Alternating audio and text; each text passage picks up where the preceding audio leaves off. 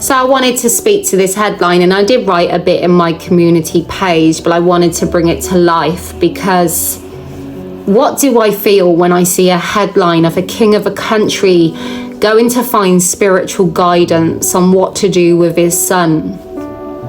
After watching, as a people and a person, a British citizen, the hate and carnage that's came his way through the most history-breaking moments the royal family could say, I feel shame on you, Harry, for bringing him to this position in this place where he don't know what to do or where to turn. He can't trust you.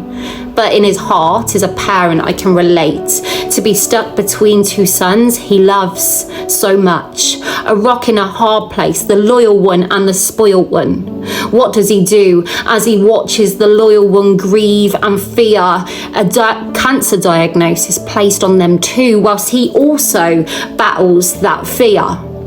As he's watched his dad lay in his bed at the end of his life, watching his dad watch Harry on TV alongside Oprah as they bring such controversy. As he watched his mom also lose her battle in life, grieving two parents, then rushed in to be king, and the whole backdrop was poor Harry as he took over the headlines, as he unleashed an attack of hate against his family and name. But he's a dad. He's meant to bring them together. He's meant to do unity. He's meant to forgive. The church will tell him. Would you forgive? How do you find forgiveness? How do you find peace? How do you bring them back together again? This is the thing with Harry and Meghan. It's so extreme to what we've watched them do. You know, the people around them, from Thomas Markle Sr., another dad at the end of his life, poor health, desperately pleading to be a part of his grandchildren's life. It's so emotive, it's so painful to watch, and we're just looking in. We're not the people living it. And this is why Harry and Meghan have such a negative slur across their name, because these are human beings. They're your family. Treat them more humane, because this is not okay to do this to them. Look at Charles. His whole life, bullied at school, was never enough. Could never cut the mould of being a king, he was always told. He made decisions of placing himself before anyone else, and he's lived a whole lifetime with the repercussions of that. But he did it. He stepped up. He remained loyal and committed to his family and name, this country. Harry and Meghan, she couldn't even learn the national anthem. 72 days, a working member of the royal family, and you've done this to them for that.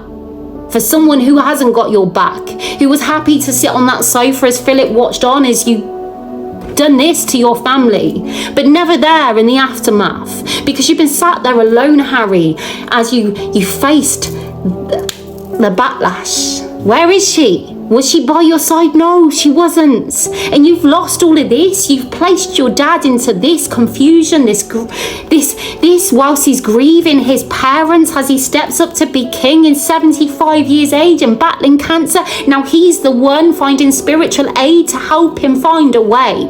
And that's because of you, his younger son, the spoilt one, whose life was never enough, who takes the stage as you become the leader of the anti-monarchy current day. Like, you did this to him.